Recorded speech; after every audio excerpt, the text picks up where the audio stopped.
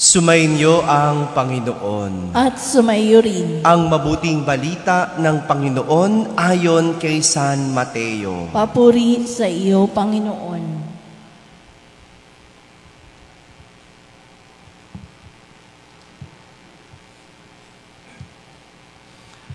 Noong panahong iyon, sinabi ni Jesus sa kanyang mga alagad, "Kung magkasala sa iyo ang kapatid mo, puntahan mo siya at kausapin ng sarilinan. Kapag nakinig siya sa iyo, ang pagsasama ninyo na magkapatid ay napapanaulik mo sa dati at napapanumbalik mo siya sa Ama. Ngunit kung hindi siya makinig sa iyo, magsama ka pa ng isa o dalawang tao upang ang lahat ng pinag-usapan ninyo ay mapatunayan ng 2 o 3 saksi. Kung hindi siya makinig sa kanila, sabihin mo ito sa pagtitipon ng simbahan. At kung hindi pa siya makinig sa natitipong simbahan, ituring mo siyang hentil o isang publikano. Sinasabi ko sa inyo, anumang ipagbawal ninyo sa lupa ay ipagbabawal sa langit, at anumang ipahintulot ninyo sa lupa ay ipahihintulot sa langit.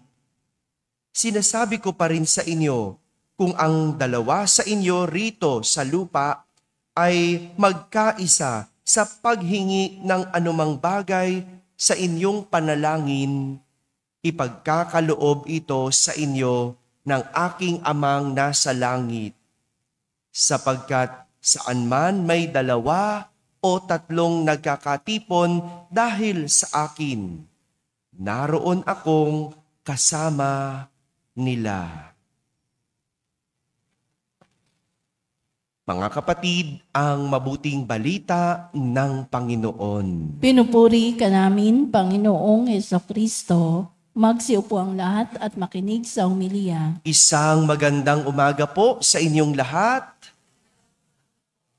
Magandang umaga sa mga nasa barangay, sa mga nasa tahanan na nagsisimba via online, at sa lahat ng nasa abroad. Kasama kayo sa aming banal na pagdiriwang dito sa ating parokya. Until we can do something, we do everything. Hanggat may magagawa tayo, gagawin natin ang lahat. Ito po ang mensahe ng ating mga pagbasa sa araw na ito. Gaya na lang ng kwento ng mga huling araw ni Moises. Bago si Moises namatay, pumunta siya sa bundok ng Nebo, gaya ng utos ng Panginoon. Tingnan mo nga naman, si Moises, hanggang huli, marunong sumunod sa Diyos. Siguro, kung iba lang yan, naku, ang tigas na ng ulo. Di ba? Kasi habang tumatanda ang tao, tumitigas ang ulo. Yan, no? Alam na alam ninyo po yan, no?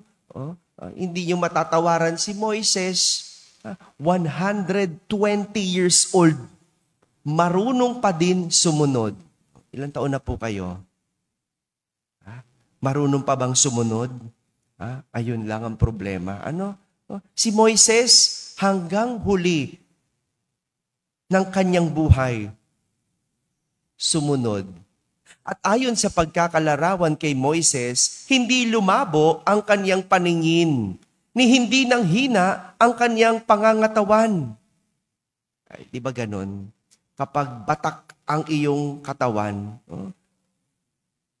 kahit matanda na, kaya pang gumawa. Yung mga matatandang maaga ng hina, wala naman talagang ginawa. Hello? Kaya yung pagkilos-kilos, nako, importante yan. Yung nanay ko, lagi ko sinasabihan, "Ma, maglakad-lakad ka. 30 minutes, isang araw." Grabe naman si Father, Yan ang panlaban sa demensya. Akala nyo ba? 30 minutes of walking. Tandaan nyo yan. No?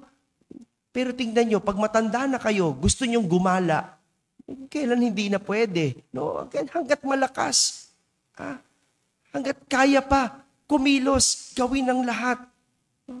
Si Moises, hanggang huli, gumagawa, kumikilos.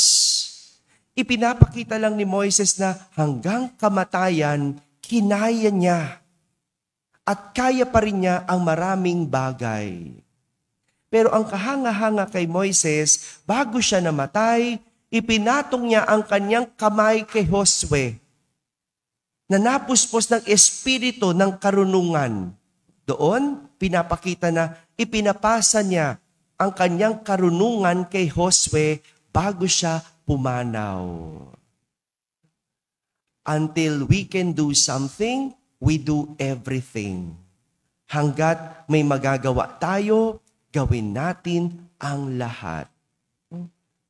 Di ba yung mga magulang? Yung magulang na hanggang huli, kahit ang tatanda na ng mga anak, pangaral pa rin ang pangaral. Kasi hanggat kaya hindi nawawala ng pag-asa.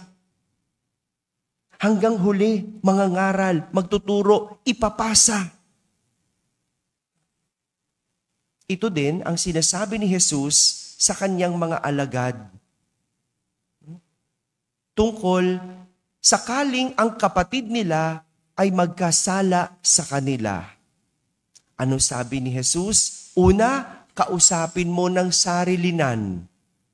Sino mang kaaway mo o nagkasala sa iyo, mag-usap kayo. Sarilinan. Kayo muna mag-usap.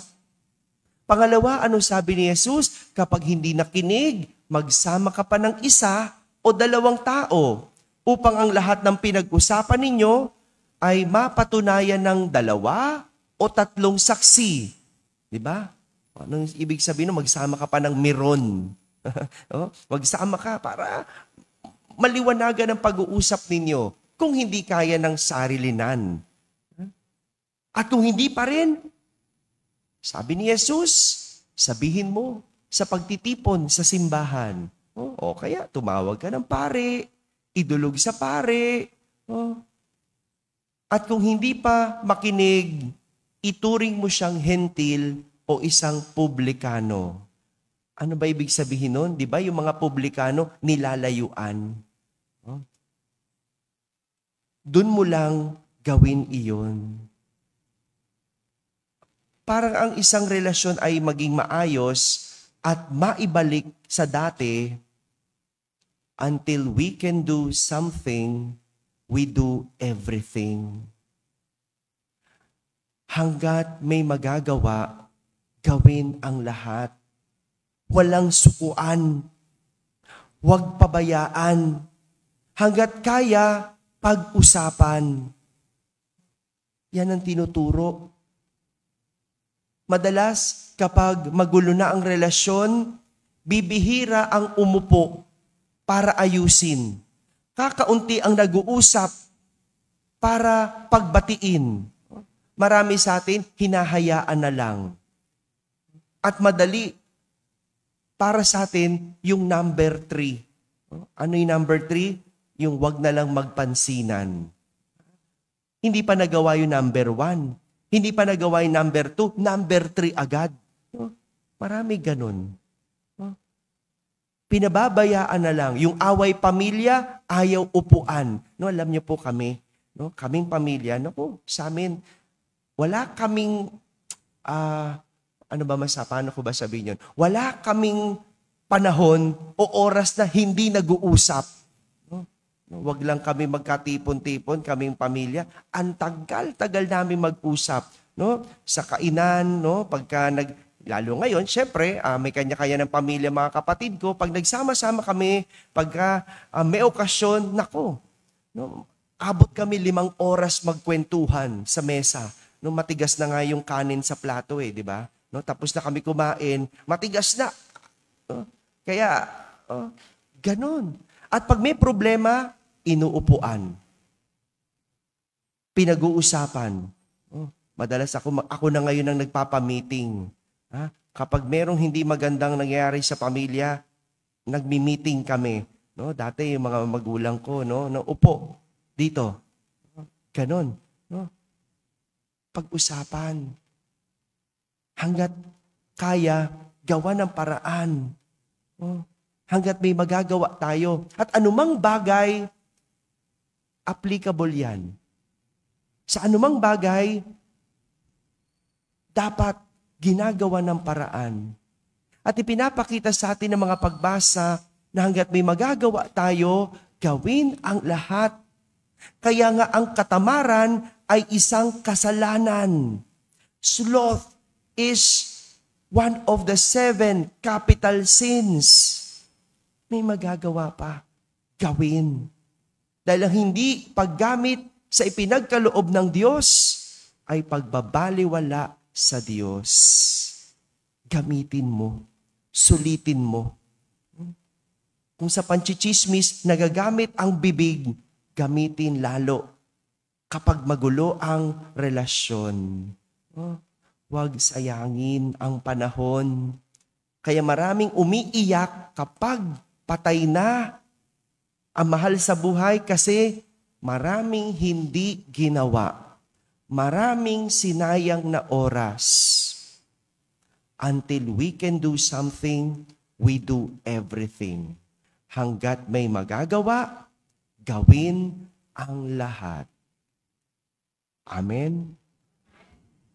Amen.